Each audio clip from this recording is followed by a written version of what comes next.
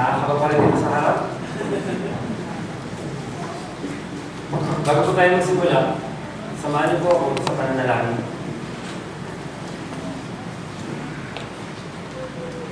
Panginoon, nararamdaman ko yung bigat na tumayo para pakainin yung mga tao. Sila yung hindi mga tao. Sila yung mga tao. May pananagutan ako kung tuturo ako naman. Panginoon, dalangin ko na pasusin niyo ako ng Espiritu. Tulungan niyo po ako sa pagpapahayag ng katotohanan. Kilala niyo ako, alam niyo yung kasalanan ko, alam niyo yung kahinaan ko. Kung pa man tumitingin ako sa inyo Panginoon sa awan, samahan niyo po ako sa hapon ito. Pagpalain niyo po yung mga ngalan ko, yung paghatid ko ng salita niyo sa inyong mga tao, Panginoon. Sana maging pagpapala sa kanila. Tululogin niyo, magligtas pa kayo ng maraming kaluluwa, Panginoon. Wala po akong ibang hangad, magbibigyan lugod yung pangalan niyo. Tulungan niyo po ako, Panginoon. Sana huwag akong mahulog, ma-mental block. Sana kung paano pinaranas niyo sa akin sa pamamagitan ng inyong banal na Espiritu doon sa pagtuturo niyo sa akin. Sana ganun niyo ituturo sa mga tao niyo, Panginoon. Tulungan niyo po ako. Sa ngalan ni Jesus. Amen.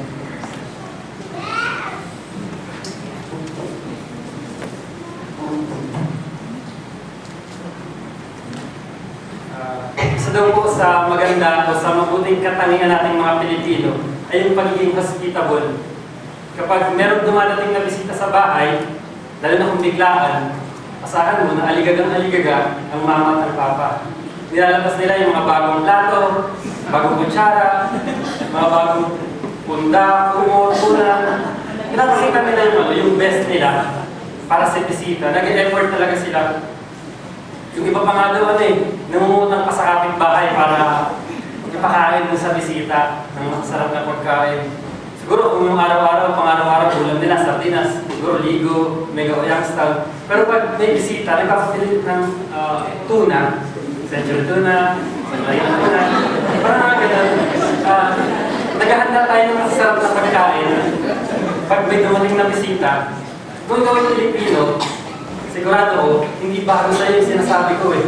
Siguro naranasan mo na rin na maging aligaga kapag may bisita. Naranasan mo na na mangutang ng soft drinks, mangutang ng tinapay para ipakain sa bisita.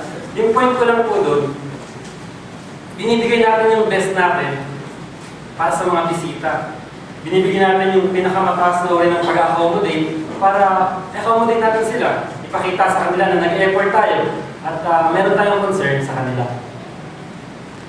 Pero bilang isang Christian, ganoon din ba tayo pag pumunta tayo sa bahay ng Panginoon? Binibigyan rin ba natin yung pinaka-best natin kapag pumunta tayo every Sunday para mag-worship? O pumupunta lang tayo dito casually? Casual na nag-pray, casual na umaawit, casual na nakikipag-fellowship, casual na sa lahat ng bagay. Kung ganun nga, kung lagi tayong casual every Sunday, kung lagi tayong casual every worship, gusto kong ipaalam sa'yo na nasusuka ang Diyos sa ginagawa mo. Kasuka-suka sa harapan ng Diyos yung isang pagsamba na malahiningan. Nalala niyo po ba yung sulat ni John sa Revelation?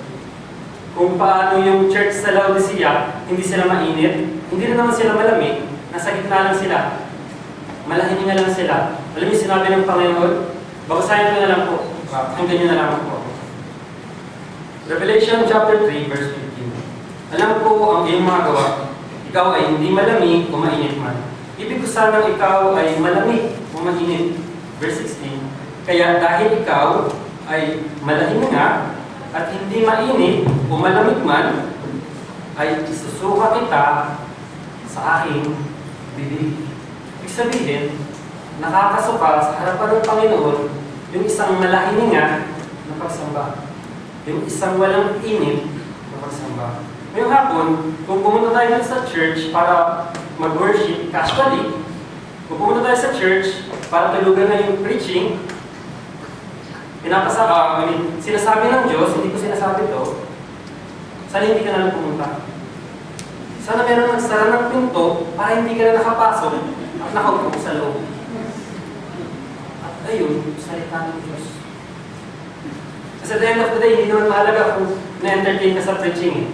Hindi naman mahalaga kung nasarapan ka sa lunch. di man mahalaga kung naganda ka sa tugtog ni Pao.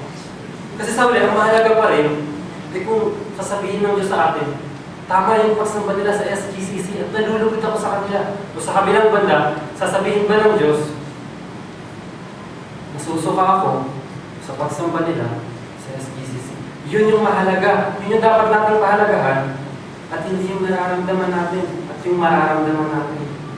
At ngayong hapon, yun yung pag-aaralan natin.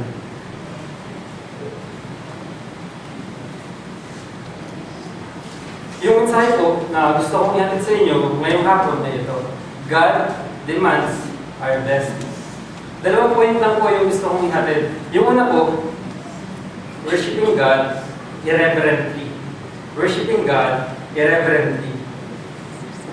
Napili ko po yung Book of Malakay dahil kapansin-pansin po dito yung resemblance sa panahon ni Malakay tsaka sa panahon natin kung saan walang persecution, malaya silang mag-worship, lahat ay smooth, walang nanggugulo sa kanila, kagaya natin.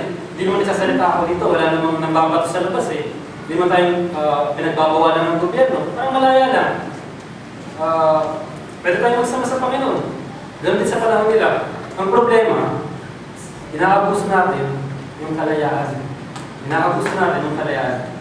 Alamin natin yung historical context ng Book of Malakay. Balikan natin yung nakaraan. Nalala niyo po ba yung pagkamatay ni Haring Solomon? Di ba na-divide yung nation Israel sa dalawa? Yung isa, yung Northern Kingdom, yung tinawag na Israel. Yung sa kabilang banda, sa baba, tinawag na Southern Kingdom at tinawag na Judah. Yung Northern Kingdom, dahil sa kasamaan nila, pinarasahan sila ng Panginoon. Pinadala sa kanila yung mga Assyrians. Sinakop sila at dinalambihan sila sa Assyria. At sa ibang panig na lupain, ano ba? Sila yung nabura sa kasaysayan. Hindi na sila nakabalik sa kanilang lupain. Sa kabilang banda, yung Southern Kingdom, kumahalin tulad din sa Northern Kingdom. Nagpapakasama rin sila. Sumasamba rin sila sa Diyos-Diyosan. Ginagawa nila yung iba't ibang uri ng kasalanan. Pero ba't nagalit yung Panginoon? At pinadala ng Panginoon yung mga Babylonians. Di ba yung pinag-aaral natin sa Jeremiah? Pinadala ng Panginoon yung mga Babylonians sa kanila sa pangunguna ni Haring Nebuchadnezzar. At yun nga, sinakop sila, winasak yung templo, at dinalampihan sila sa Babylon. Pero hindi lahat. May mga natira rin sa Judah. Yung mga natira, tinawag silang Puras of the Land. Sila yung mga farmers, sila yung mga nangalaga. Pero karamihan, mga kabataan, napunta sa Babylon. Di kalaunay, namatay si Haring Nebuchadnezzar. At yung mga naging successors niya, ay hindi nila na-preserve yung kaharian. Eventually, sinakop sila ng sumisibol na bagong kaharian. Ang kaharian, Persia. Sa panguna ni Haring Ciro. After 70 years sa Babylon, ng mga Israelita, dumating yung mga Persians. Sinakop yung Babylon. So yung mga Israelita, na dati na nasa ilalim ng kamay ng mga Babylonians, syempre, malilipat sila sa kamay ng mga Persians. Kasi yung Persia na nga yung pinakamakapangyarihan ng panahon na ito eh. So ganun nga, yung Persia na sa paghahari ni Haring Ciro. Si King Cyrus, nag-utos siya na, sige, malaya na kayo bumalik sa inyong lupain. Sa Judah, o sa Israel. Pwede nyo na rin itayo yung temple. At pwede na rin kayo sumamba sa Diyos. Nag-utos pa nga yung hari na kung saan yung mga ninakaw ng mga Babylonians na kayamanan sa temple, pwede nyo rin kunin at ibalik nyo sa templo. Until such time, na naitayo yung temple. Ito yung panahon ni Malakay o ni Malakias. Hindi ko alam yung eksaktong petsa o date ng panahon na to, pero pinaniniwalaan ng maraming scholars na nasa pagitan ito ng 500 to 400 BC. Pero hindi yun yung point natin. Malakay chapter 1, verse 6, hanggang chapter 2, verse 2 ay patungkol sa mga priest o sa mga pari. Alamin din natin yung cultural context. Noong panahon kasi ng panahon nila, kapag mag-worship sila, kailangan nilang magdala ng mga hayop. At yung hayop, siguro baka, kambing, kalapati, ibibigay nila yun sa priest. At yung priest, siya yung maghahanap sa Panginoon, susunugin niya yun, at siya ay maghahandog sa Panginoon. At yung utos sa kanila, yung katangian ng hayop na ibibigay nila sa priest, dapat walang kapintasan. Malinaw yun sa Deuteronomy, chapter 15, verse 21. Babasahin ko na lang po. At kung ito ay may kapintasan, verse 21, o bulag, o anumang masamang kapintasan, ay huwag mong ihahandog sa Panginoon mong Diyos. Chapter 17, verse 1. Huwag kang maghahandog sa Panginoon mong Diyos ng baka o tupa na may dungis o anumang kapintasan, sapagkat ito'y karumad-dumad sa Panginoon mong Diyos.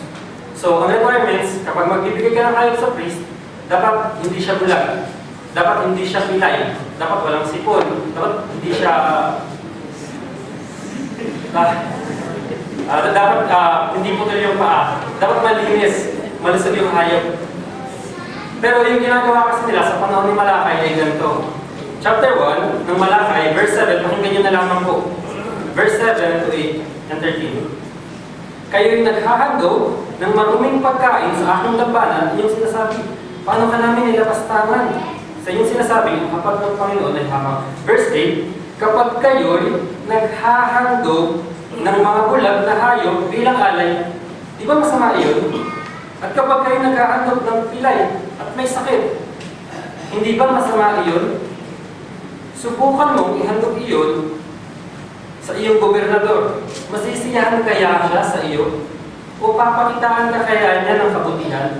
Sabi ng Panginoon ng mga hukbo. Verse 13, sinasabi ninyo, nakakasawa na ito. At inaamoy-umipan ninyo ito, sabi ng Panginoon ng mga hukbo. Dinadala ninyo ang nakuha sa dahas, ang pilay, at ang may sakit, at ito ang dinadala ninyo bilang handog. Tatanggapin ko ba ito mula sa inyong kamay? Sabi ng Panginoon ng mga hukbo. Ano yung ginagawa nila? Nag-aalay sila ng bulag. Nag-aalay sila ng pilay, ng may sakit. At ang maganda pa sa verse 13, sinabi, nag-aalay sila ng galing sa dahas. Siguro dahil galing sa nakaw. Ninanakaw nila, tapos ibibigay nila sa priest. Tapos yun yung aalay nila. Hindi ba kasuklam-suklam ito?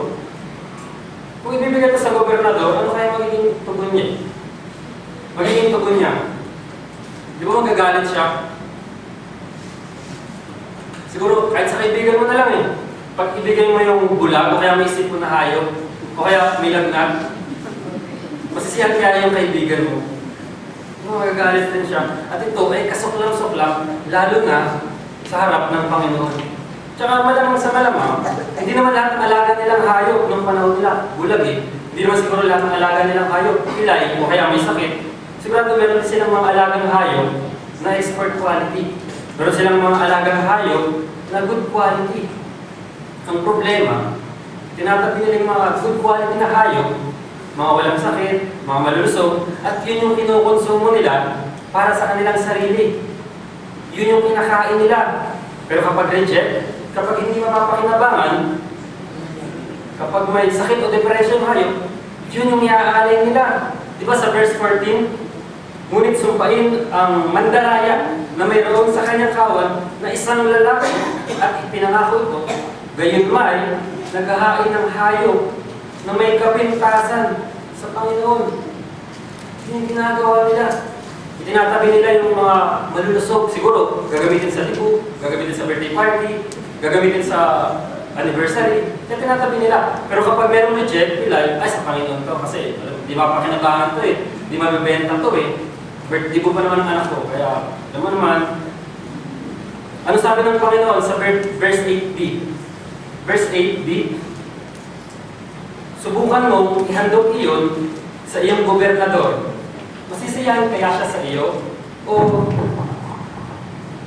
papakitaan ka kaya niya ng kabutihan? Sabi ng Panginoon ng mga hukbo. Verse 9, ngayon, maaari bang inyong hingin ang kabutihan ng Diyos upang pagpalain niya tayo? May gayong kaloob sa inyong kamay. Magpapakita kaya siya ng paglingap sa alinman sa inyo? Sabi ng Panginoon ng mga hukbo. Parang ito yung sinasabi din ng Panginoon eh. O sige, gusto nyo gawin yan? Gusto nyo iaalay sa akin? Sige, subukan nyo iaalay yan sa inyong gobernador, sa mga government official. And let's see, tignan natin kung ano yung magiging tugon nila sa inyo. So So huwag na lang lumayo. Sa panahon na lang natin.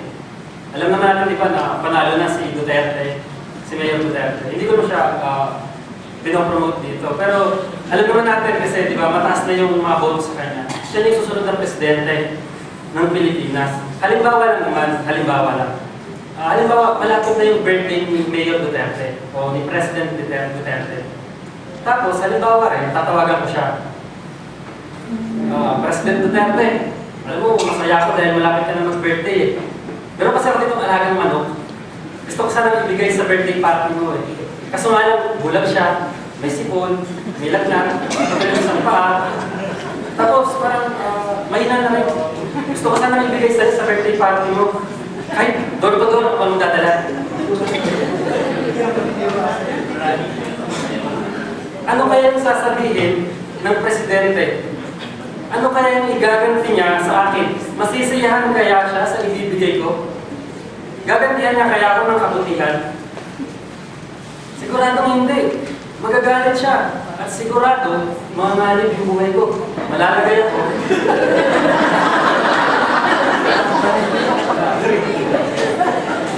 Malalagay ako sa alanganin. Presidente yun eh. Hindi mo pwedeng bigyan ng mga low class na produkto. Lalo pa kaya yung news.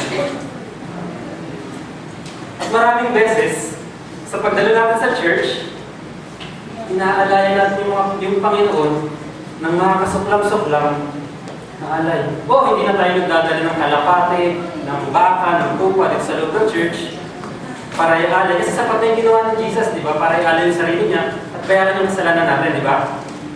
Gayun pa man, every day, and most especially every Sunday, inaalay natin sa Panginoon yung ating sarili sa pamamagitan ng pagsamba, sa pakikinig sa preaching, sa pag-aawitan, sa pananalangin, sa pagbibigay ng kaloob, at sa marami pang bagay. At maraming beses, inaalayan natin siya ng mga kasuklam-suklam at karumal-dumal na alay. To be specific, ganito yung ginagawa natin. Natutulog tayo sa preaching.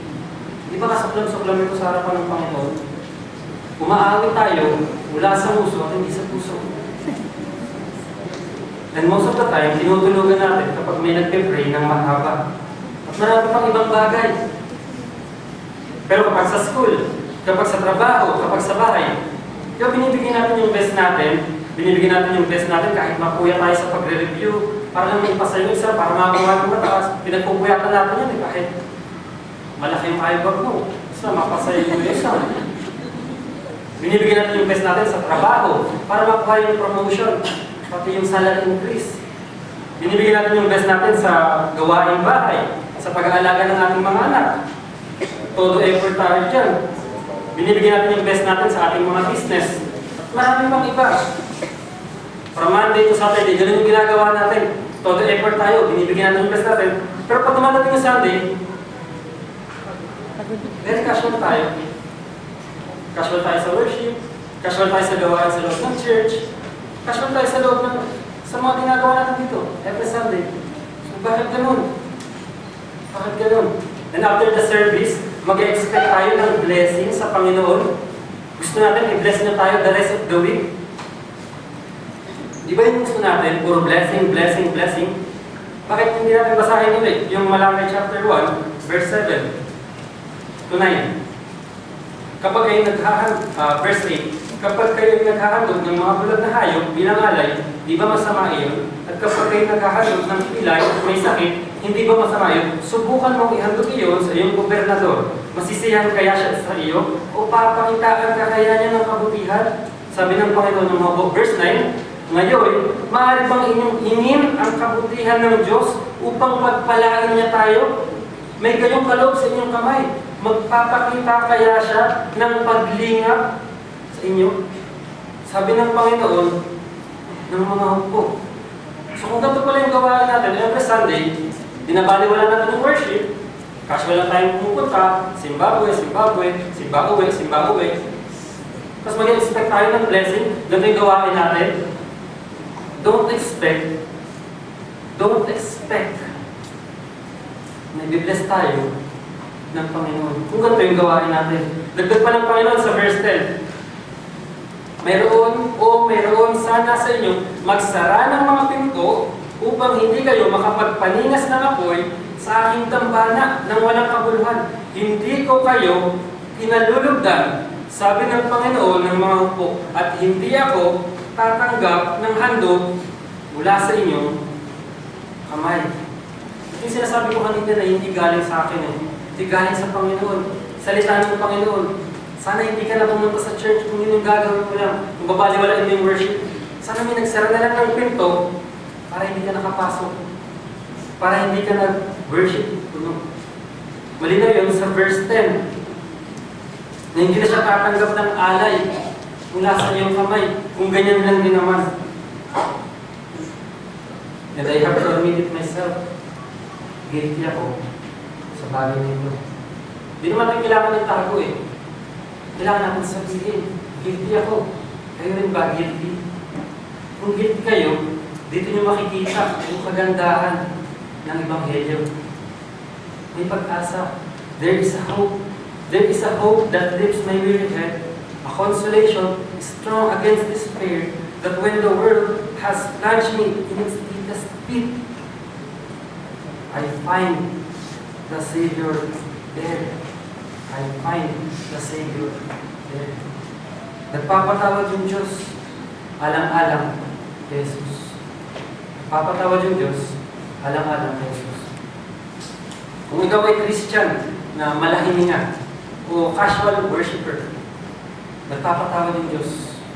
Nagpapatawad yung Diyos. Muli kang tumingin kay Jesus, humingi ka ng kapatawaran, at ikaw ay patatawarin lamang, ay baguhin mo na ang pagtingin mo sa worship at ibigay mo yung best mo every time, most especially during worship service. Kung ikaw naman ay hindi pa Christian, marahil nandito ka Sunday after Sunday after Sunday, pero natanong mo na ba sa sarili mo kung ano yung katiyakan mo na tinatanggap ng Panginoon, yung pagsamba na ginagawa mo? Nakakatiyak ka ba na nalulugod siya sa pagsasakripisyo mo tuwing linggo? Ano sabi ng Hebrews chapter 11 verse 6? Without faith, it is impossible to please God. Kung walang pananampalataya, ay hindi maaaring kalugdan ng Diyos. Anong hindi niya kalulugdan? Yung ginagawa mong pagsasakripisyo every Sunday. Talikuran mo yung mga kasalanan mo. Manampalataya ka kay Jesus. Nang sa gayon, magiging mabangong samyo sa Diyos yung pagsamba mo. Lumapit ka kay Jesus. Pero hindi natapos doon Tingnan natin sa chapter 3, verse 10. Dalhin ninyo ang buong ikasampung bahagi sa kamali upang magkaroon ng pagkain sa aking tambalan. At sa gayoy, subukin ninyo ako ngayon. Sabi ng Panginoon ng mga po, tignan ninyo kung hindi ko bubuksan para sa inyo ang mga bintana ng langit. At ibubuhos ko sa inyo ang isang pagpapala na walang sapat na kalalagyan. Ang sabi ng Panginoon, sige, subukin niyo ako, itry niyo ako, subukin niyo ako, ibigay niyo yung best niyo, yung pinaka-best sa worship. At tignan niyo kung hindi ko bubuksan yung bintana ng langit. At tignan niyo kung hindi ko kayo i-bless. Subukan niyo ang Panginoon. Bakit hindi natin siya subukan? Bakit hindi natin ibigay yung best natin sa Panginoon? Mula sa pinakabatang member hanggang sa pinakamatanda. Mula sa pinakabagong member hanggang sa pinakaluma. Bakit hindi natin ibigay yung best natin sa worship, sa mga gawain na may kinalaman sa Panginoon? Sa pag-Bible study, sa pagbibigay ng mga kaloob, sa pakikipag-fellowship, sa pagkanta, sa pakikinig ng preaching. Ibigay natin yung best natin. At tignan natin kung hindi pagpapalain ng Panginoon yung church natin. At tignan natin kung hindi pagpapalain ng Diyos tayo, individual. Wala natin. Wala namang masama, di ba? Wala namang ding mawawala.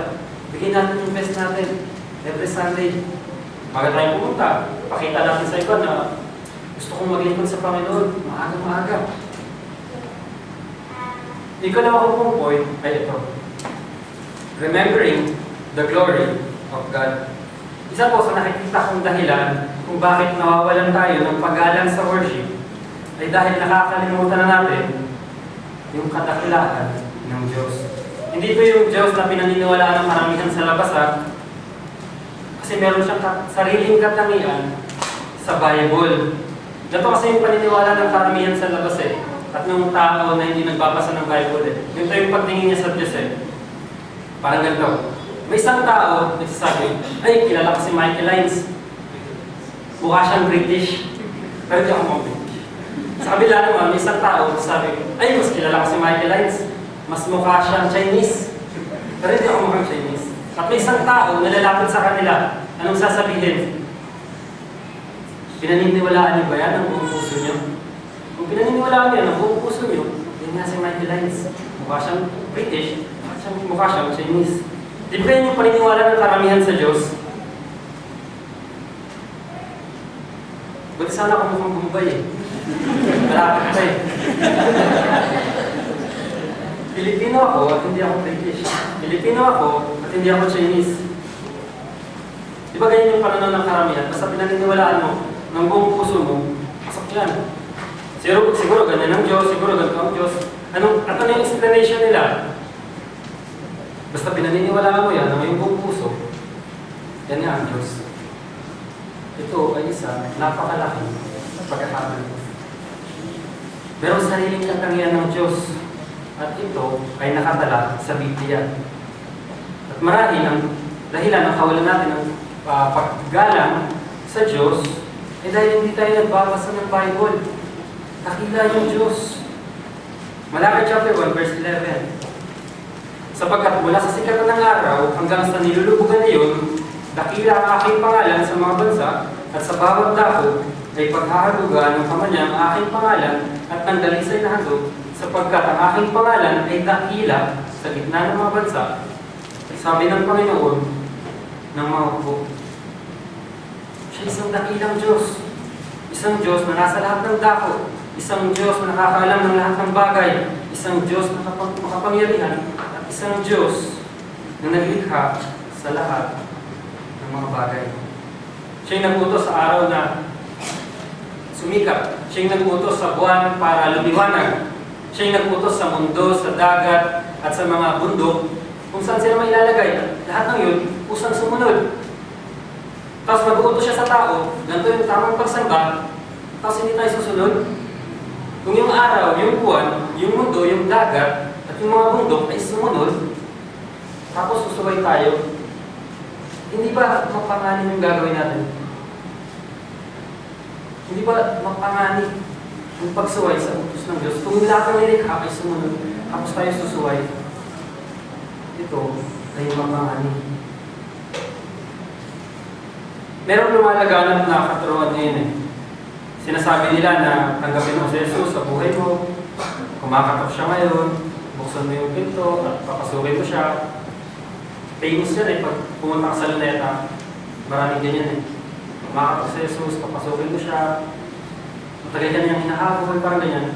Ang problema sa ganitong katuruan, lumalabas, tayo yung dakila at yung Diyos, habol siya ng habol sa atin. Parang tayo yung dakila, hinahabol-habol niya tayo ng paulit-ulit. At ang nangyayari tuloy, hindi natin nakikita yung kadakilaan ng Diyos. Nakikita natin dakilaan ng sarili tuloy natin. Pero hindi gayon. Dakila ang Diyos at tayo yung may pangangailangan sa Diyos. Tayo yung may pangangailangan sa kaligtasan.